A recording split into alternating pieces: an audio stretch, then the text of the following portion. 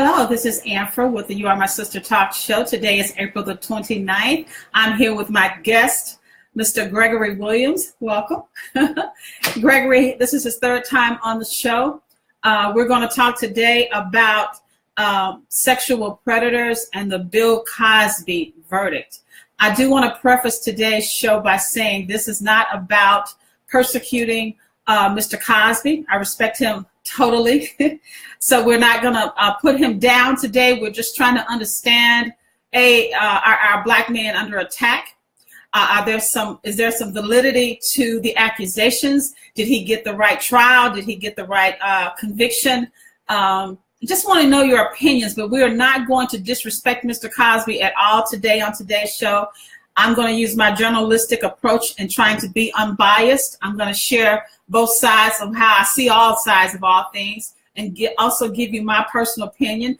Gregory will do the same because we're still talking about why women are abused. I also want to totally respect the women who came forth, whether they are telling the truth or not. I believe there is some validity to their accusations. I wasn't there, we wasn't there, but I do want to talk about this on a broad spectrum on so many levels today. So while we are waiting for everybody to sign on, I'm going to do like I always do.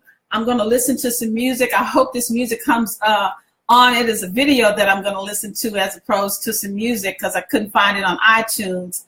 But it is a song with Prince and the Family Stone doing a remake of We Are Everyday People by Sly and the Family Stone. So hold on a minute while I get that music playing, while everybody signs on. We still have about 6 more minutes. So we're just going to listen to some music here. Hold on.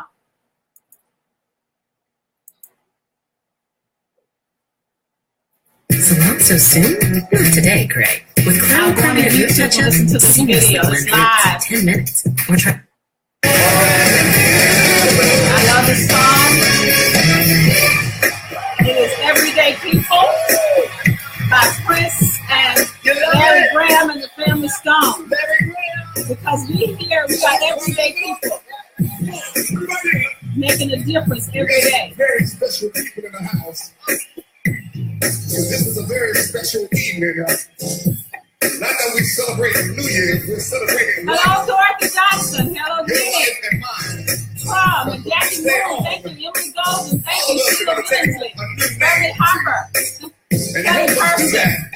McLaren Coppola. Beverly Harper. I'm listening in on the show on this beautiful Sunday evening. Thank you. We are everyday people, y'all. So is Bill Cosby. And along with myself, my cousin, my Anaya, mom, boy, hi. when we made this song together, we made it about people like you. This is the Prince, huh? It was about people that we love like you. So I'm going to sit here and listen to this song for about 3 minutes. We're going to give y'all the thing if you don't mind. From here on out, you are everyday people.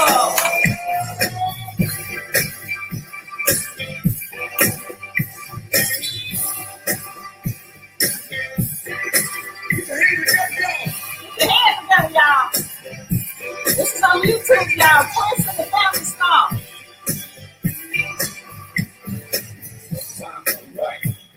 It's not going to be long. My own belief joy in my soul. The baker, the plumber, and then makes no difference what you find me.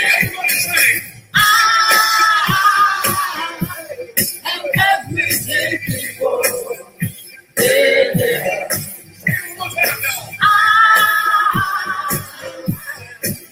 Everyday people. Please share this video on your page, y'all.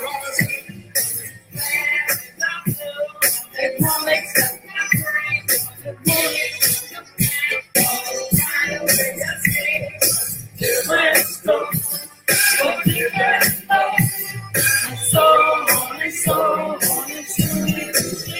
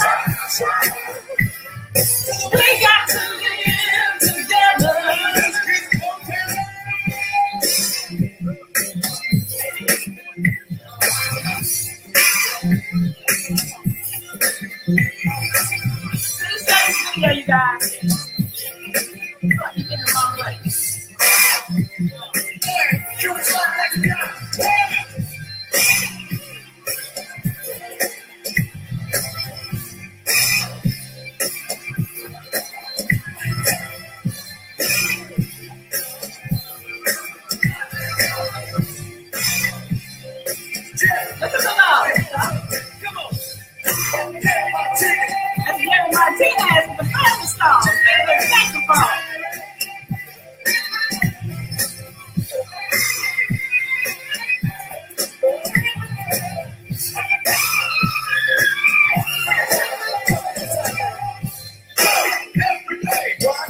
Every day. You say, every day. Every day. Say what? Every day. Every day. Every day. Every day. Everybody say, you say. Every day. Come on, y'all. Every day. That feels good. I gotta ask you a question. Every day. Every day. Do you love us? Every day. Every day. Do you love your brother? Every day. Every day. Do you love your sister? Every day. Every day. Do you love God? Every day. Every day. How about that song? Hi, Laura Kennis from Antonio. How about that Father? How you guys doing? Please share this on your page because we are everyday people. Everyday people making a difference every day. We're about to get the conversation started. All right. That was Prince and the Family Stone. Slide in the Family Stone. Cynthia Rollins and Jeremiah T and the Family Stone. All right now. We are still celebrating the life of Prince Rogers Nelson here. And that song was Everyday People with Prince and Larry Graham and the Family Stones about 20 years ago. It's on YouTube. It's one of my favorite Prince remakes or live performances. This is Amphra, host of the You Are My Sister talk show. We are live, and I'm here with my guest today, Mr. Gregory Williamson. He's back for the third time. Hello, everybody. I asked Gregory to come back and do a part 2. He was on about a month ago talking about why men abuse women, and he had such good conversation and feedback. I asked him to come back on for part 2 of why men abuse women, and then the verdict came out this week with Bill Cosby, and I decided to switch the topic, which still falls under abuse. You know, it still falls under abuse, sexual abuse. Predators sexually abuse people with their power. And it is happening every day in our world to not only women, to men, and to our children. But the verdict for Bill Cosby has sparked so much controversy, which I don't quite understand. I do want to preface today's show again by saying we are not here to persecute or prosecute Mr. Cosby. I have much respect for him and his legacy. I try to have an unbiased opinion and see all sides, which I do. But I would like for you to share your opinions, your views, your thoughts on the verdict of him being found guilty of, I can't remember how many women, I think it was 30 or something maybe. Yeah, it was a lot. It's a lot. I do believe that there is some validity to those accusations. I have much respect for the women who came forth. Hopefully they're telling the truth. It takes a lot for a person to put their lives and their secrets and their shames and their hurts in the public opinion. So that wasn't something easy to do for most women anyway. I do know that Janice Dickinson said that her allegation or her accusation was not true, the model from America's Next Top Model. But I do believe that there is some validity to Mr. Cosby preying on women.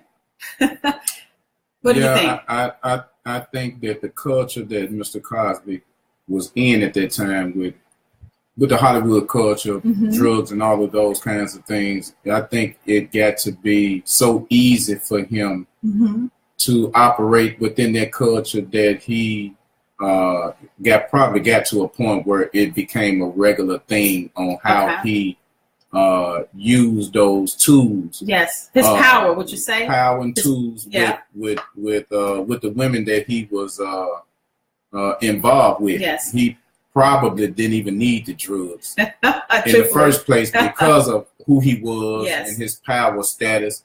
they probably would have did it anyway. But for the simple fact that he decided that he was going to use something else, if that is true, if that is true, that's what he did. Yeah. It's still a form of manipulation. Yes, it is. Because it didn't allow those women the opportunity to know that something was being put in their drink or to voluntarily sleep with him. Right. You know, which they probably would have, some of them. You know what I mean? Yeah. And so the thing about it is, it happened. Most of the cases, I believe, happened 30 years ago. Right. When he was a younger Mr. Cosby, still had a family and had kids and a wife and everything. And like most of these other predators that's out there, same thing, but, you know. And so, and this time we're talking about in the 80s, and prior to that, probably too some. When he was younger, there's no telling what he did, like so many people did back in that day. My concern was, why did the women wait so long?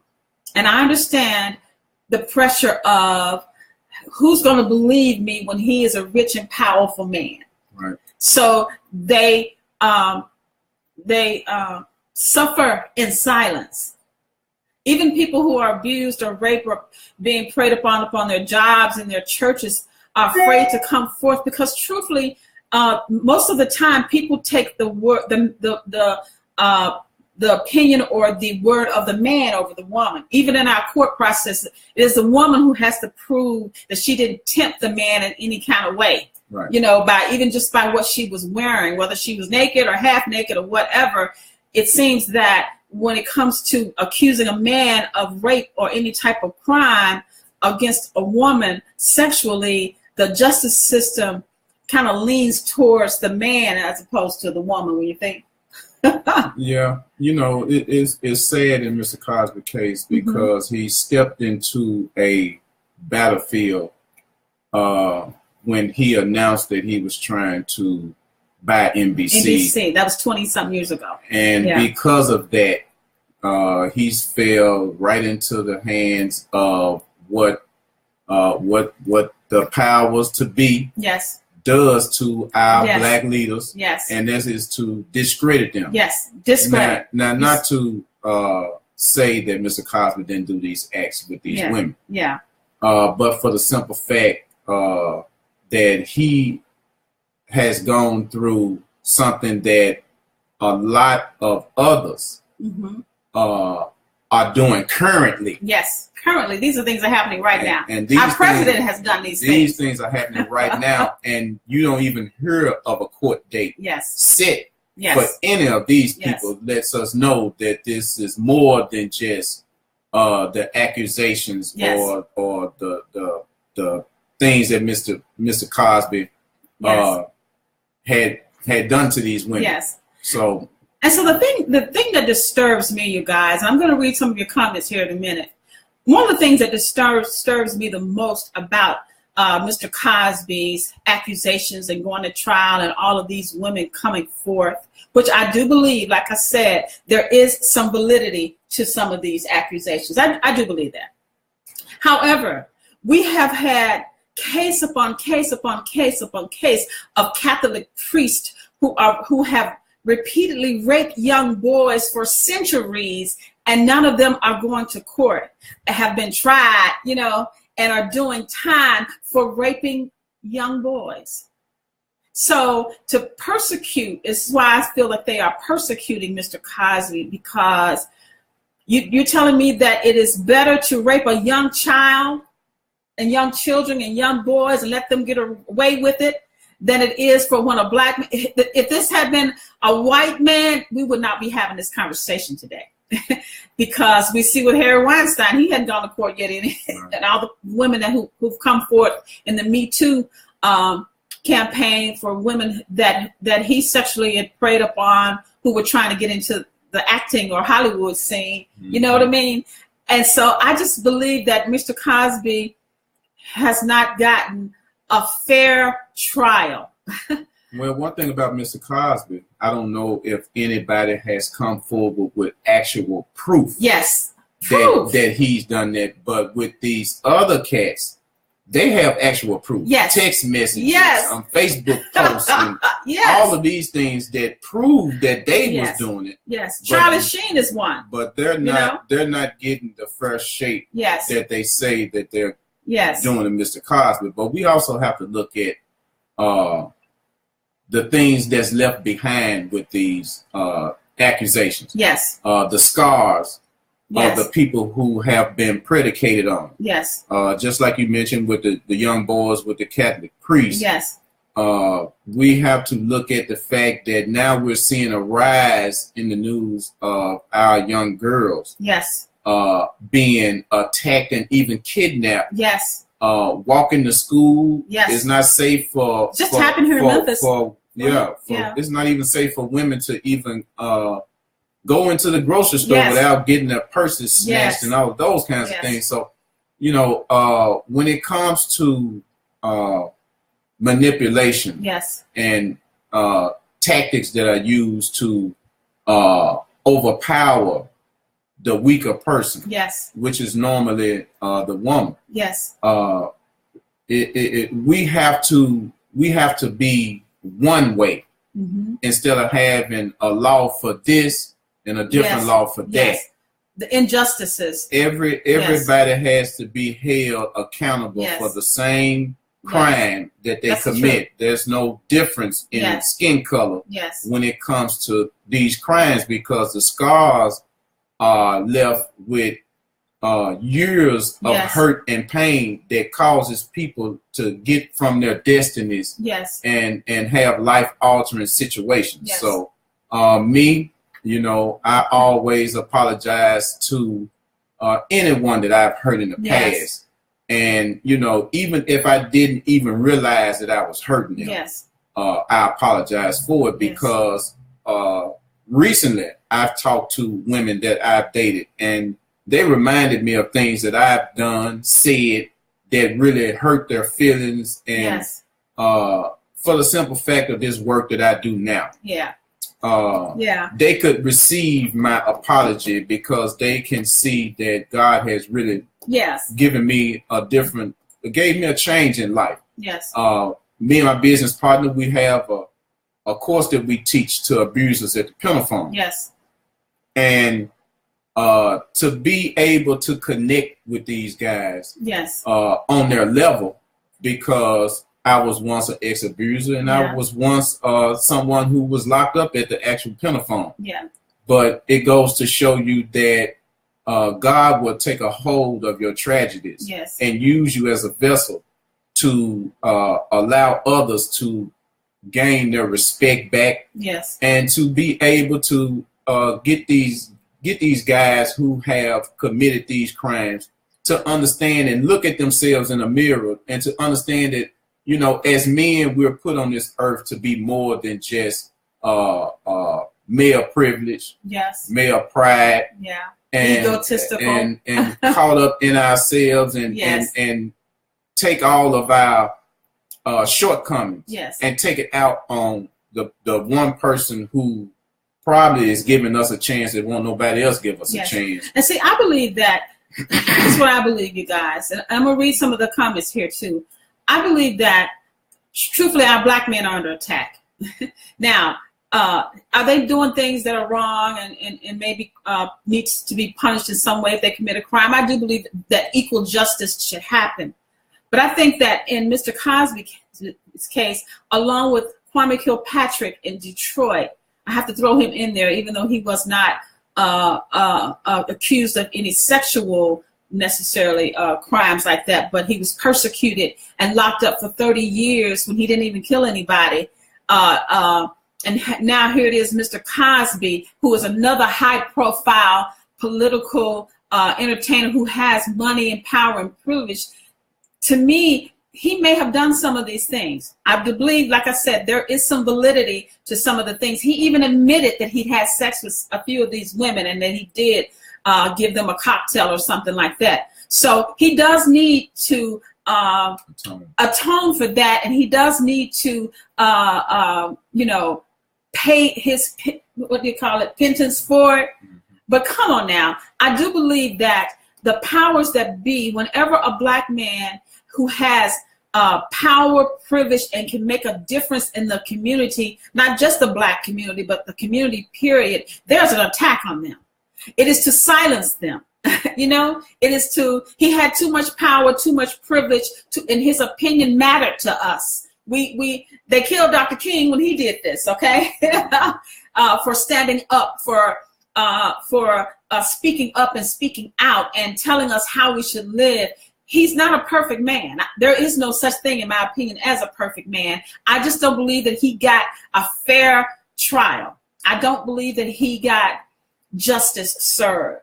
I really don't. Over 30 years. And to the women, as a woman, I respect your pain. I respect your suffering in silence if what you're saying is true. But from everything that I've read, there was no actual facts brought to the table. Right. It was their word against his. And who keeps anything from 30 years ago? Right. So whatever pain you've been through, I respect those women. I don't really doubt them or persecute them either. But I do know that when the justice system took over their to speak for them, to get justice for them, and injustice or greater injustice was served to Mr. Cosby. Well, we have to understand too now. Our statutes of limitation had run out. Yeah, 30 years. 30 years ago. Yes. And like we're saying, we're not saying that Mr. Cosby may have or may not have done these things, but we have to, we have to look at the elephant in the room. Yes, we do. Here it is, a powerful black man. Yes, it is. Made a attempt to buy one of the major networks, NBC, yes, in this country. Yes. And just think about the message that he could have put out through that network. Yes. It was going to be hard for the powers to be to control what he put out on his station. Yes. Because we've seen this play out in politics. Yes, so we know that politics is playing a real big part it is. Of the persecution of Mr. Cosby. Yes. We do not condone for any moment in time the fact that you would take upon yourself to be selfish enough to put somebody in another state in order for you to have your enjoyment with them. Yes. If it's not willing, then you know what it is. Yes. But we also have to look at the facts here. Yes. And if the facts speak for itself, then so be it. Yeah. But at least give this man the same opportunity that you're giving all of the others who are just as rich and powerful as Mr. Cosby. Yes. But you're not going after them and their money. No. And that's the thing that gets me, whether he did this or not. I mean, for one Bill Cosby, there's probably 100 other non-African American men who have committed this same crime or even more heinous crimes than what he's done or what he's been accused of. And for him to get this type of verdict, and they're saying 10 years for every count, I believe is what I read. For him to have to serve that type of a sentence, possibly for something that happened possibly 30 years ago, when all of these other current predators, we even have a predator in the White House right now, who when women are coming out saying what he done to them, and there's no persecution really or prosecution against Donald Trump. So I just think that the justice system, when it comes to a black man, our black men are under attack. And they're under attack in so many ways. And it is to silence the powerful black men who rise up, who talk about bridging together the gaps in our community. That's what Mr. Cosby's legacy is about. I stand for his legacy. The work that he's done, you can't take it away from him. Ms. Felicia Rashad stated that this is what this is all about, is attacking this man's legacy. Yes. It has really nothing to do with the things that happened 30 years ago. Yes. But if they can discredit his name, his credibility, his legacy, and mentioning nothing about, you know, the good works that he has done. Yes. You know, he was in that culture with a whole lot of other Hollywood stars that did that. So what's going to happen now? Yes. You know, my son said something, I can break you off, but my son told me, we had this discussion today, my son Cameron, he talked about how Wilt Chamberlain in his book said that he has slept with 20,000 women. Do you guys remember this? About maybe 10 years ago, he had a book come out. Of course, he had power and privilege and money, and he had slept with that many women. And it happened over the course of his basketball career. Mr. Cosby is no different. And I'm not taking up for sleeping with that many people, but this is the lifestyle that happens when you get into that Hollywood culture, the rich and the famous, the powerful and the privileged. And he was young, so I'm not making any excuse for what he did. I'm just saying he did not get in my opinion, he did not get justice. He did not get a fair trial. He did not get, he don't deserve this. And not because, you know, what we see of Mr. Cosby or anybody on television is their public persona. And everybody has a public persona, what you project in the public, but we all have a private life. And so I do believe, like I said before, that there is some validity to those accusations. But I think the attack on Mr. Cosby was vicious. It was premeditated, if you will. It was, you know, conspired to take a little grain of salt. And I'm not putting rape as making it small, but if it had happened yesterday or within this time frame, yes. But we're talking about something that these women have sat on for 30 years.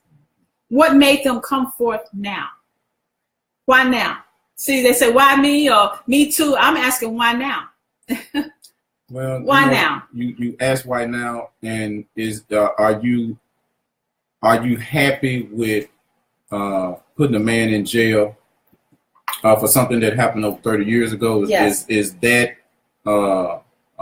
allowing you to have freedom from your scars? Yes. After 30 years? Yes. Because Bill Cosby been a powerful man a long time. Yes, he has. So if you wanted to discredit him, yes, and get justice for the atrocities that he's done to you, you had plenty of time when he was doing Jell-O pudding pops. Well, the Cosby Show. You know, all of those things that he was doing, all of those things that he was doing at the heights of his career. Yes, is he any less powerful now than he was then? And he's out of the spotlight. And he's out of the spotlight. He's a aging man. Yes. He would die with a 30-year conviction. He would die in prison. He does not deserve that. He's not going to last that long in prison with a sentence like that. No. You know, it's a culture shock. Yes, it is. From which he has lived to going into prison and have to deal with something like that. So that's not going to be something that he's going to be able to last long with. You know, but you got to look at it. You know, OJ was accused of killing. Well, you know, I know he was accused of killing folks, but you know, to get back at OJ, you know, they gave him this robbery charge that you know. It's just crazy to see how things play out on TV and in our society when it comes to privilege. And non-privileged, so to speak, you know, without saying, you know, the dominant race has a different law than everybody else do. And we see this in politics all day long, because if they're going to lock Bill Cosby up, they might as well bag the truck up to the White House and get him out of there and go around Hollywood with the paddy wagon and grab everybody else and bring them to justice too. So because then they should also go to every Catholic church and lock every priest up, just about, you know, that, because if the priests are not being locked up for raping young boys and raping them continuously, you know, throughout the Catholicism history. It has been going on, and they are not being locked up. Something's wrong, y'all. This is an injustice that you could rape a child or children and not go to jail.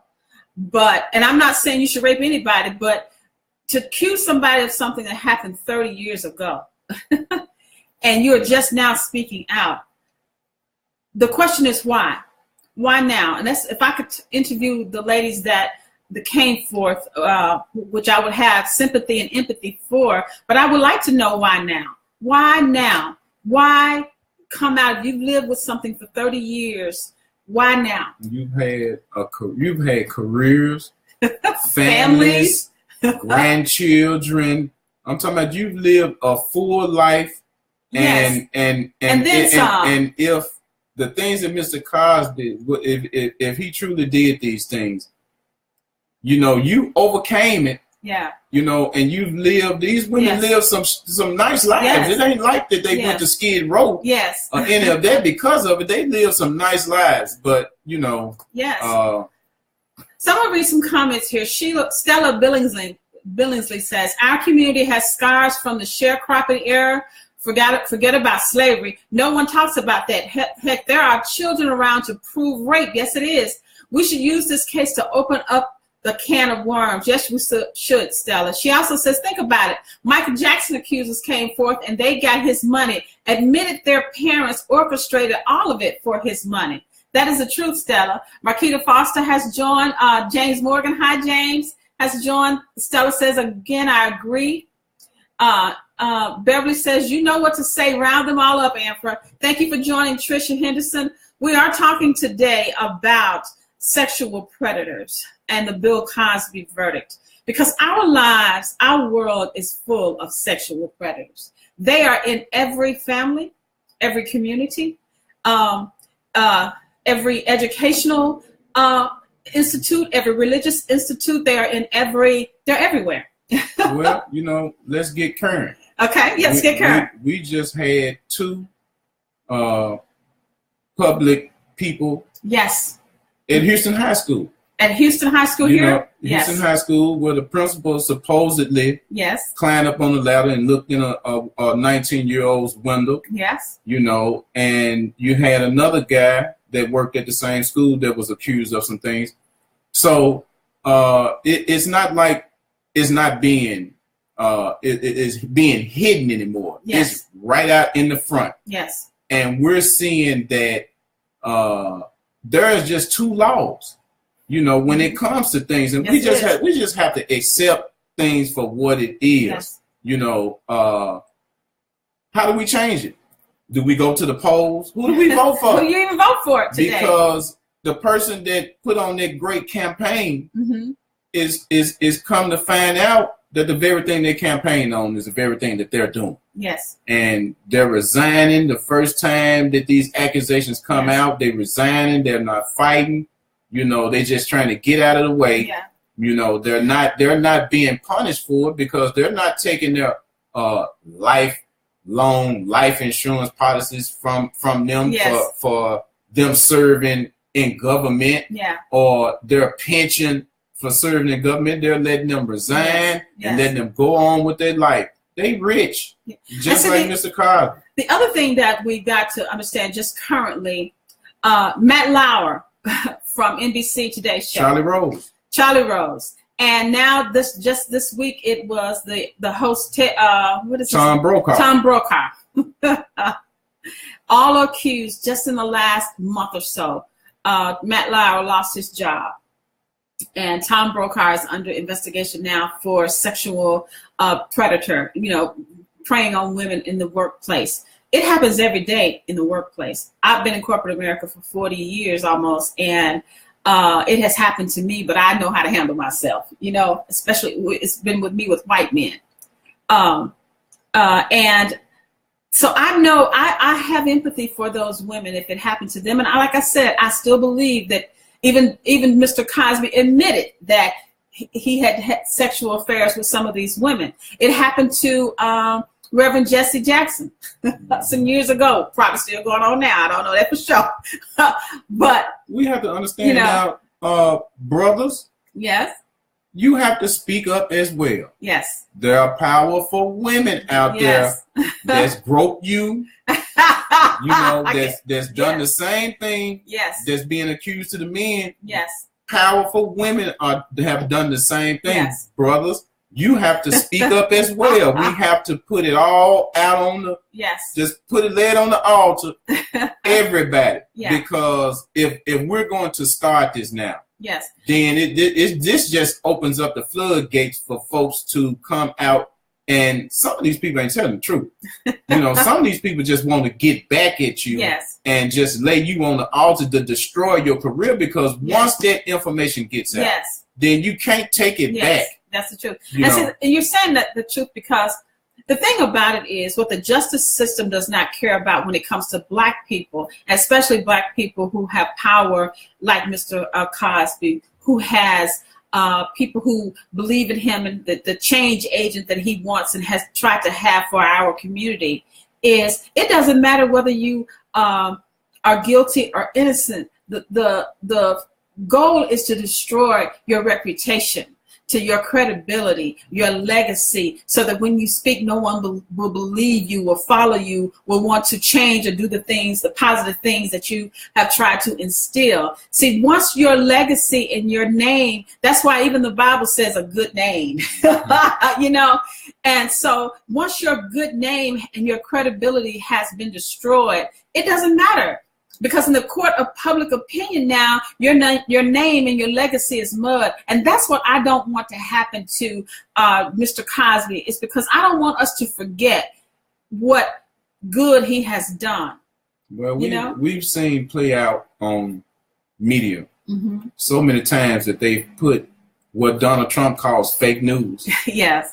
They've put this kind of stuff out here against people. Yes. Destroyed their lives. Yes. Just to only come back to say that the information they put out was false. Yes. But you have destroyed a person's life. Yes. So are we trying to destroy Mr. Cosby's life? Yes. Because of some things that was done in a culture that everybody was doing at that time. Yeah. It wasn't just him.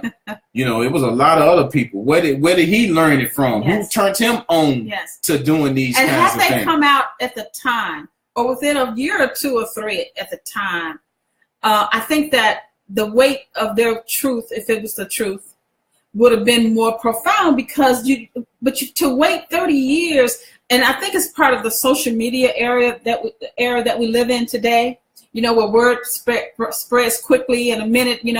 You can destroy someone's life and their reputation and their legacy in a moment of just hitting send when you post something.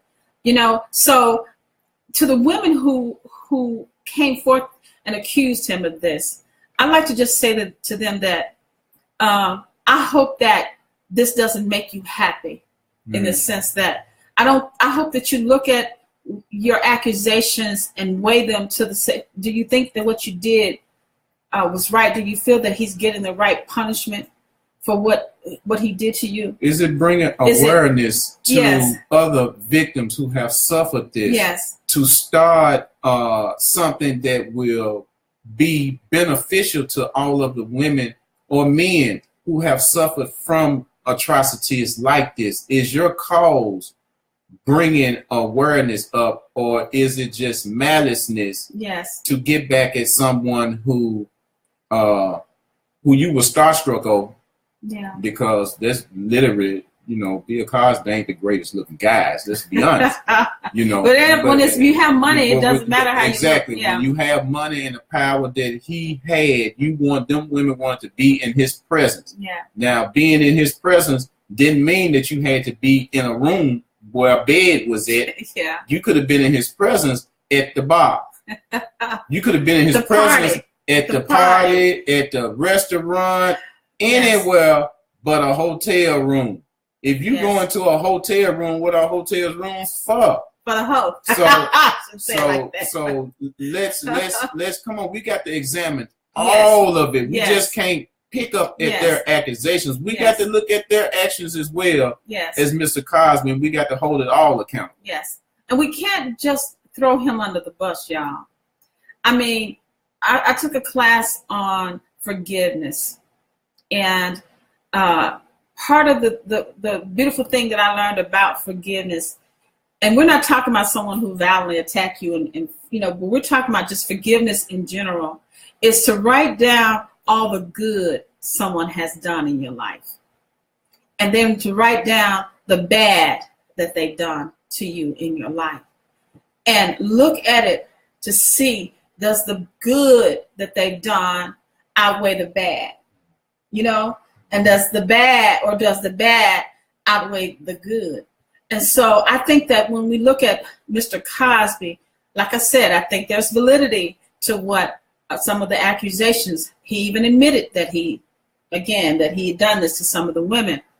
But when we look at his life, the fullness of his life, you guys, and what he's done for us as a people in his public life, to me, if you write those things down, the good of Mr. Cosby outweighs whatever bad that has happened to him. He has lost his son 20 years ago in a controversial accident where some people say they had him killed because he was trying to buy NBC, and that whole thing happened in 1996. He just recently, in the last month or two, lost his daughter.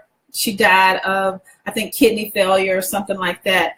And so what he's done for our community, the hope that he's given us, that showed us that you too can follow your dreams, the sense of family with the Cosby Show. For me, with Mr. Cosby, his good for me outweighs this whole thing, and I still have the utmost respect for him. I honestly do. And for us to put him down and to throw him under the bus now, to me, is another injustice. It's just another injustice, you guys, because they didn't really have any proof, hard fact proof that he did this 30 years ago. It's just taking their word for it against his and coming up with this outrageous conviction. To me, is not justice. Look at how they get his words. They told him that those words was not going to be used against him. Yeah. Then turned around and used it against him. Yes. I'm talking about what? If the man sat down and was being honest about the things that happened in his past. Yes.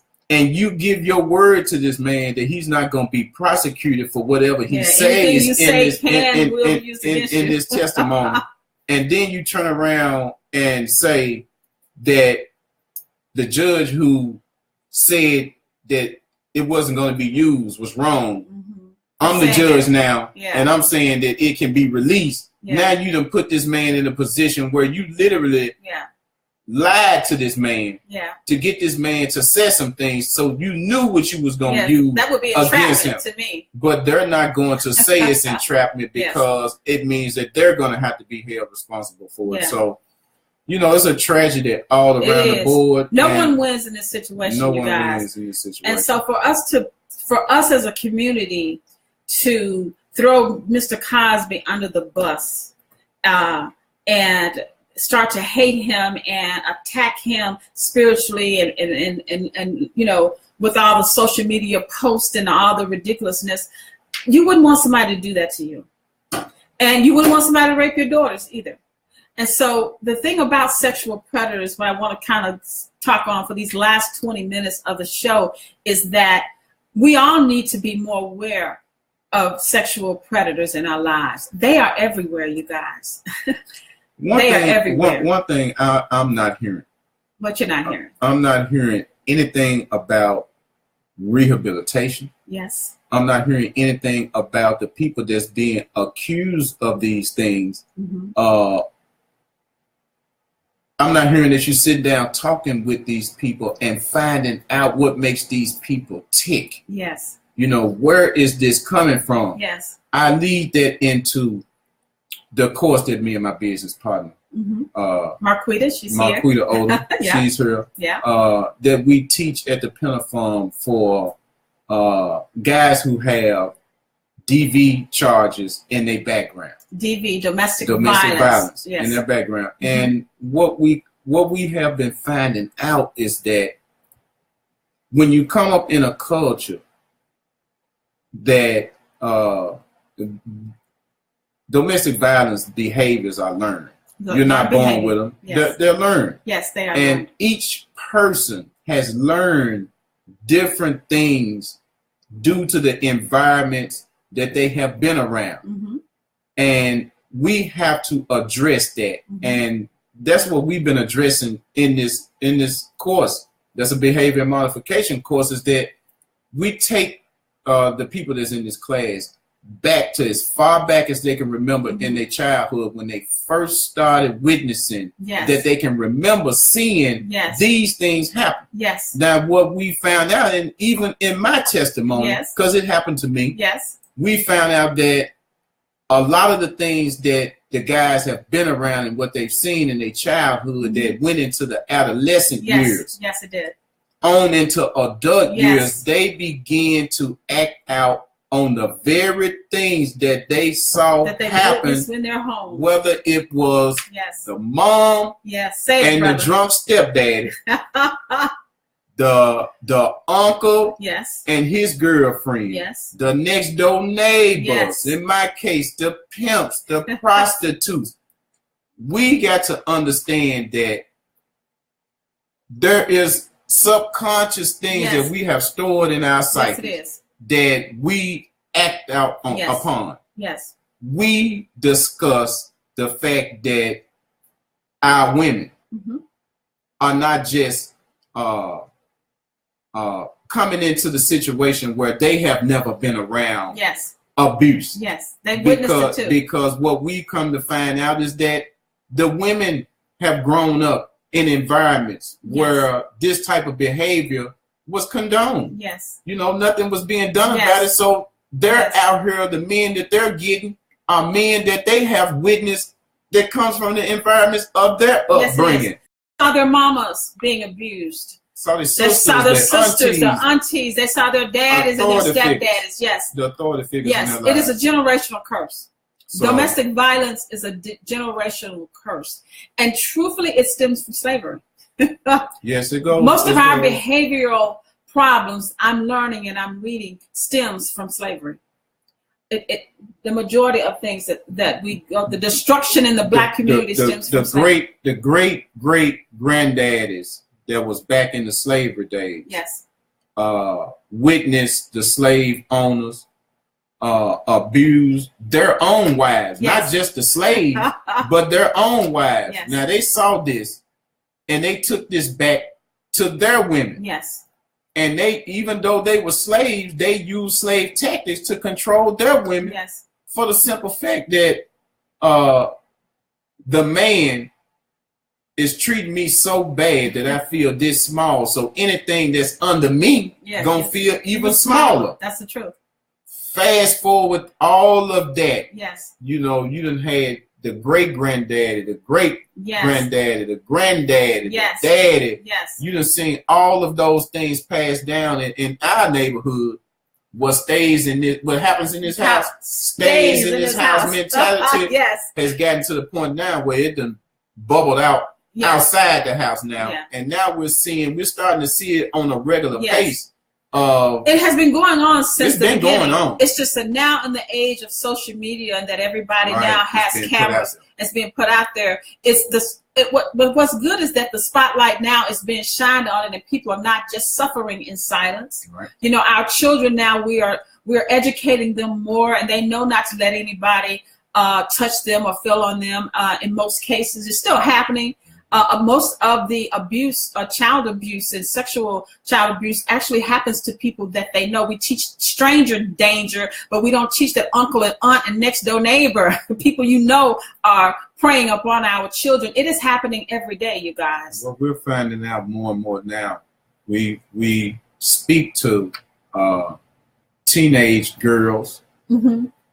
of ages probably from 10 on up, Miss O. Mm-hmm. Yes. And what we're finding out is that a lot of times the mother's boyfriend. Yes, it is. See it every day on the news. And what's more atrocious is now we're finding out that the fathers are raping their own daughters and having children by their daughters. It's been going on since the beginning. Since, it's been going on forever. Yes.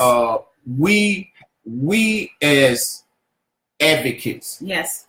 The school systems have to allow this sort of teaching to happen on a regular basis with the children, because what we found out is that these children don't have a voice to be able to speak out. And when we speak to groups of young women, that'd be the only time that they get to express what's going on in their lives. And that's their only release, because a lot of times they can't talk to mama. Mama don't want to believe them. Mama don't believe that these things is happening. Her boyfriend is raping her daughter or her son. And when it comes to find out that mom went through the same thing, and she just didn't want to deal with her daughter. And that's an atrocity. We as an African American community have to understand, because you get counseling does not mean that you're crazy. No, it does not. Sometimes it means that you're sane because you're seeking help. Right. We need to have someone that we can talk to that's impartial.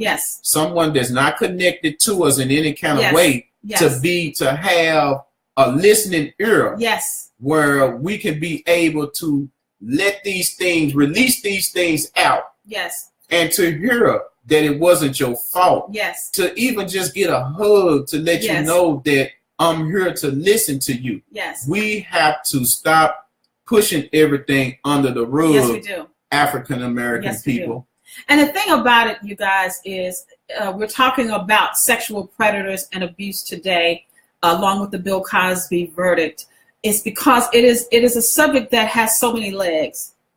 But the one thing about sexual predators, they are everywhere.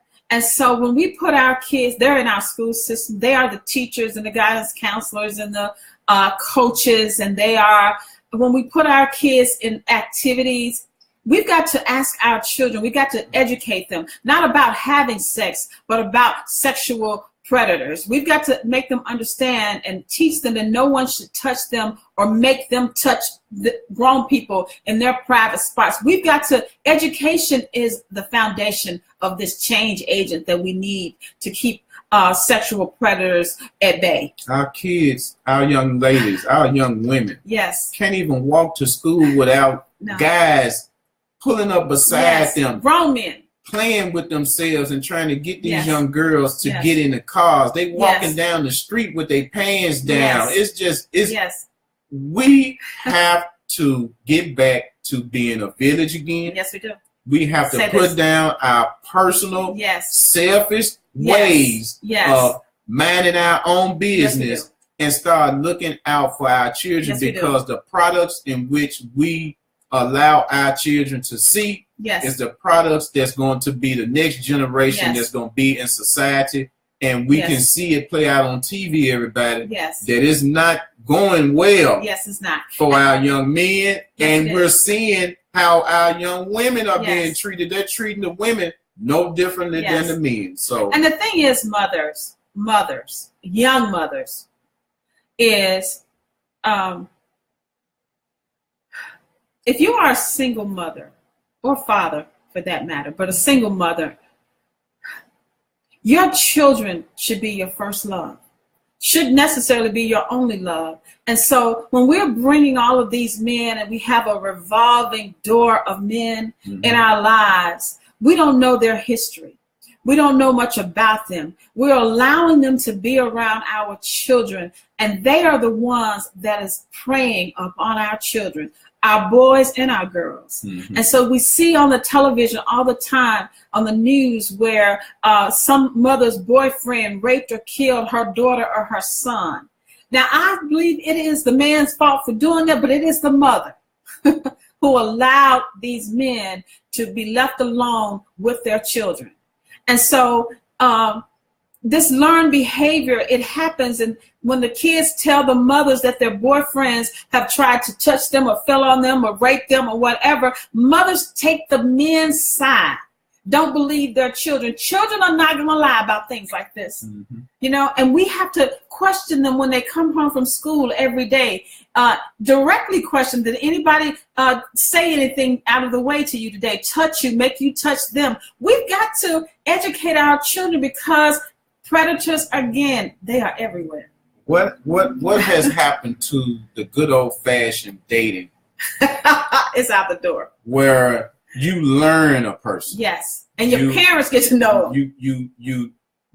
I'm talking about, we got to dig into these backgrounds. I ain't talking about just ladies. I'm talking about men as well. Right. We have to get to know the person that we are inviting into our home. Yes. A lot of times you got to take off the good looking, take off that she fine. Yes. You got to take off all that. All of that exterior. I teach this in our class. That we teach the guys in prison. Yes. How can you be a level 10 when it comes to how easy it is for something to tick you off? Yes. And you get with somebody else that's a level 10 and it's easy to tick them off, and y'all come together and y'all are a couple dynamite. Yes. You know, with a short fuse.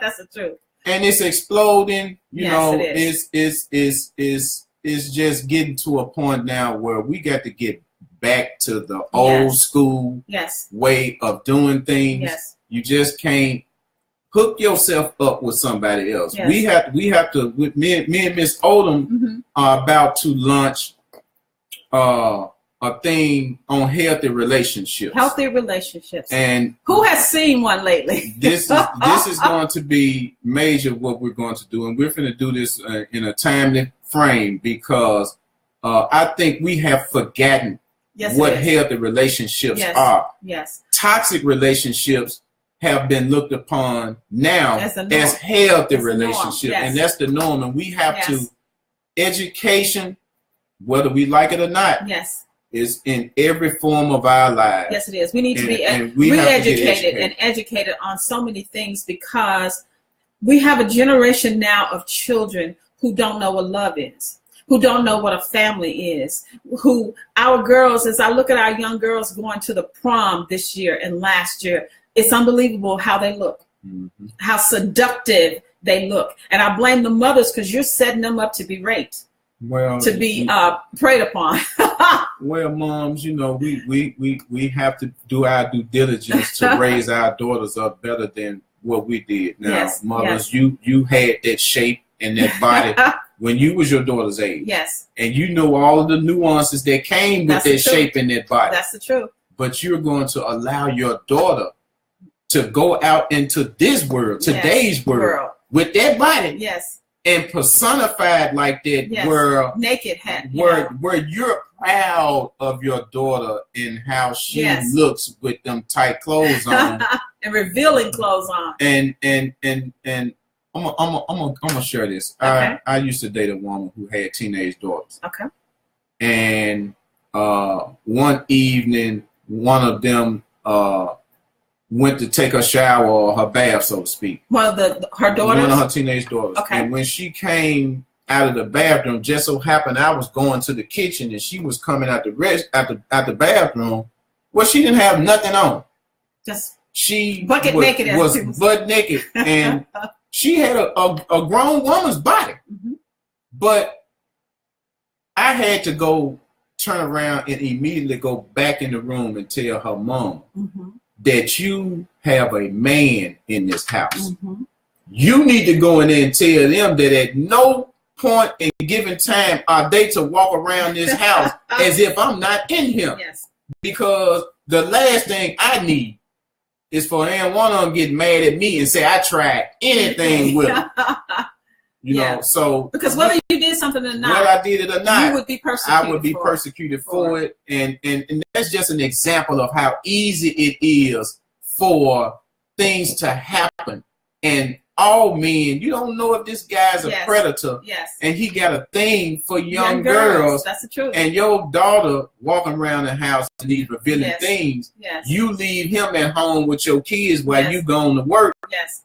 You don't know if your daughter might be hot. She might be feeling herself. Yes. She might feel that she has just as much swag as mama can and want to try her new body out. That is so true. You know, raising kids is the most responsibility that I think that parents will ever have, because how you raise them or not is how they turn out to be. And so they're going to repeat whatever patterns they saw whatever they saw mama do. I call this thing mama do. Whatever mama do, children do. Whatever they see happen to mama, what mama do, children are going to repeat that. Whatever kind of men mama do in her life, those are the kind of men that her daughters are going to want to have, and those are the type of men that her sons are want to portray. Let's educate the young men. Yes. Men. When we have our young boys and we're being hoish in front of our young boys, we're teaching our young boys to objectify the women. And, you know, I always use myself as an example because I can't teach these things if I haven't been through these things. What you say? I walked out my door as a young man each and every day, and it was a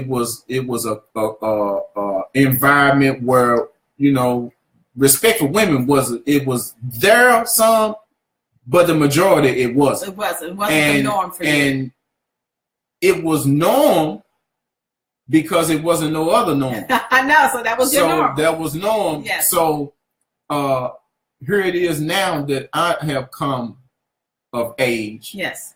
And I come up in an age where older women didn't have a problem with dating young men. Wow. You know, and you know they call it cougars today. Yeah. You know, but cougars been around a long time. Because I've been involved with a whole lot of cougars. You know what I'm saying? So we have to teach our young boys as well to be able to first respect themselves for the office that they hold. Yes. And what they hold is you just don't understand, men, the example that we give off to young men. Yes. You think they're not looking, but they're paying attention to everything you do because they look up to you. Yes, they do. You know, I looked up to these guys. I looked up to the pimps and the players and all that. And I wanted to be them. Yes. I wanted to move like them. I wanted to talk like them. I wanted to have the women that they had because them guys had some bad women. And for me to just sit back as a young man and observe how they interact with them. Yes. You know, I'm taking mental notes. Okay, just how you make her smile when you say this and yada yada yada. Yeah. You know, you smack on her booty, she turn around and the way she look at you when you smack on her booty. Okay, then that's acceptable. So I'm gathering all this. So I didn't like a grow computer, up, you're storing it in your memory. I didn't grow up with a father. Okay. So my father was every male experience that I saw growing up. Wow. That I pieced me a father together and I became who I became. Okay. You know, thank God that he pulled me out of the billions of grains of sand that he could have picked any one of his children to do this work with. Yes. He chose me. Yes. Just like he chose Paul. Yes. Paul was somebody that persecuted Christians. What better voice to use to get Jesus' message across than Paul? I look at my life a lot of ways like that because of the things that I have done in my life. And now he gets the glory for everything that I do because what I do for a living gives back. And if it don't reach but one person, I'm doing the work for the higher power that's going to better our community. And what you're doing and what we're doing here at FIG Productions and the You Are My Sister talk show and what message we are trying to get out to our community is that we are everyday people making a difference every day. And the people that we need to reach, sometimes the people closest to you are the hardest to reach. But we've got to save our village, you guys. We've got to protect ourselves from predators. And predators come in all forms. You just can't look at a person and tell his or her intent or his or her background. But we've got to educate our children, and it is up to us. I say it every week, for me and for you and all the audience out there. We have got to save our village. We can't wait on somebody to save us. And the saving comes in the education. Because kids today, if they can learn how to work the technology, they can learn everything that they need to know about life. There's no, we can't teach them about sex. We can't teach them about this. Yes, you can. You can teach sexual education and sexual respect and do's and don'ts for letting people touch them, feel on them, or have sex with. We can teach that at the earliest ages so that they'll know how to have self-respect, number one, how to respect each other, number two, and how to listen to them when they're trying to tell us that something is wrong. They don't know how to share it with us, but watch their actions, watch their change in behavior. When a child has been preyed upon, their routine changes. Their habits changes, their confidence changes, they become fearful. And you got to be a mother or a father in tune with your child. You have to listen to them, watch them, to know that something is wrong, and tell them that they can talk to you about anything. Because one thing that predators do to children is they threaten them with, if you tell anybody, I'll kill you, mom, I'll kill your family, or whatever. You've got to instill this confidence in them that they don't have to have this happen to them, and what to look for, and not to just be comfortable around adults or other teenagers that are older than they are. Or let alone family members. Yes. So I see one of your listeners said, where do we start? Where do we start? We start. Stella Billingsley says, where do we start? We start in our own homes. Aunties, uncles, moms, dad. We start with all of the younger generation that looks up to us as the authority members in our family, in our households. We start the conversation to make it comfortable for them to be able to talk about whatever happens to them and not be afraid, even when somebody threatens them, to not to be afraid to say something and speak up. Because it should be in the house before it gets to us. Outside organizations should be second, third tier of conversation of where education starts. It needs to start in our home first. That's where it starts. Yes, it does. Because there are more children abused by family members than there are children abused sexually by strangers. Brothers and sisters, cousins, uncles, granddaddy, grandmama. Those sleepovers that you go drop your kids off over the family house, and that cousin is there, the one that's babysitting, and come to find out years down the road that every time you drop them off over the cousin house, the cousin was molesting your daughter, and you wonder why all of a sudden your daughter went from being bubbly to being subdued. And every time that you say that you finna take her over this certain kin person's house, she has an anxiety attack. Something is wrong, and we have to pay attention to those signs that something is wrong. Something's wrong, you guys. I appreciate everybody for tuning in today. This hour has already gone by. It's 7 o'clock already. I do want to read a few more comments here. Thank you, guys. I am asking that you share this on your page today. Like I said at the top of the show, today's conversation was not about persecuting or Mr. Cosby. I have the utmost respect for him. I also have the utmost respect for the ladies. I don't know where the truth lies in all of this. I do know that injustice has been served to Mr. Cosby on so many levels. I do ask that you take it upon yourself, no matter what you think of Mr. Cosby, to not put derogatory things on Facebook about him or any social media, because his legacy is his legacy, and he's done to me, in my opinion, like I told you, the good that he's done outweighs the bad that he's done. And only God is going to be able to judge him ultimately. But for what is happening to our black men, you guys are under attack. And a part of the way you're attacking yourselves too, you know what I mean? In a lot of ways too.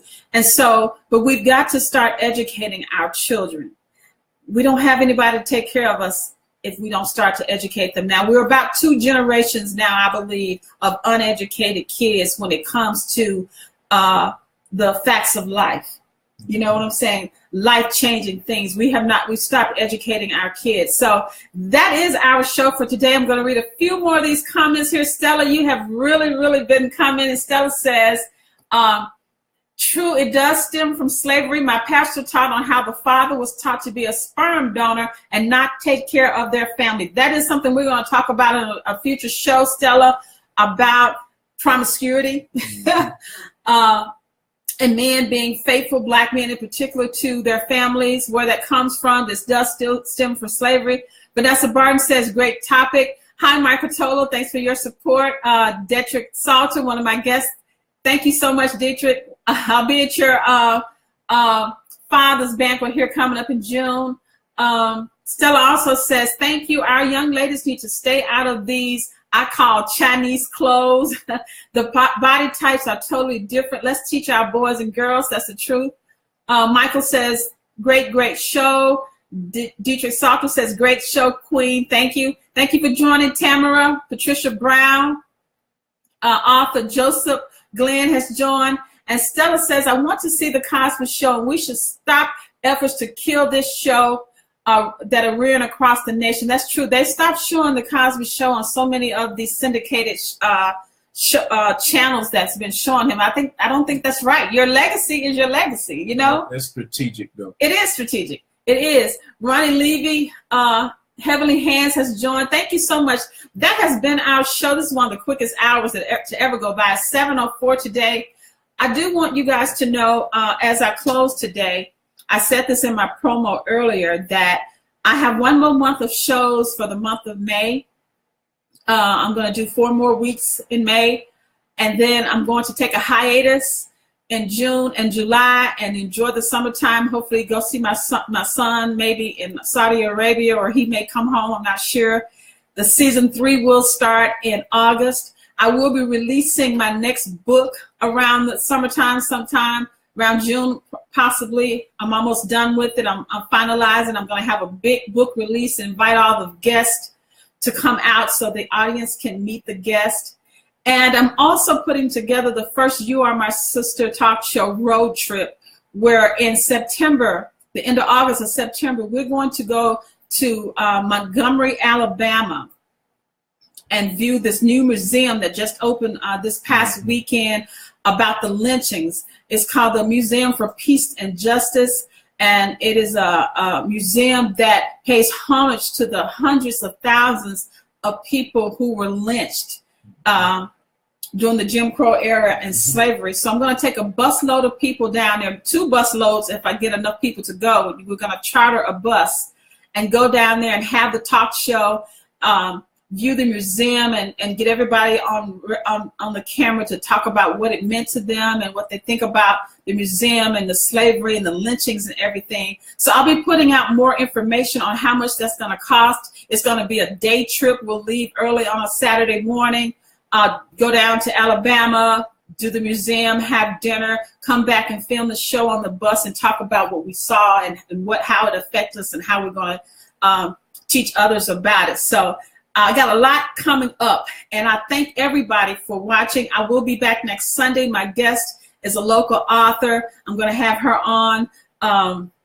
She's going to be talking about her book, so I'll post that in the days and weeks to come. Thank you so much for coming back again. He's become my good friend. Him and his partner, Marquita, they both are here. They're doing good works for our community, trying to save our village. Thank you again. You got any last words you want to say? Let's become aware. Yes. And let's not have the stigma of thinking that because you don't have a title of this or that you don't have to do your part in your community to help out with what's going on in our community. In our community. Let's save our village, y'all. This is Ann for FIG Productions, where we don't employ people, we empower them. I will see you next week. Thank you. All righty.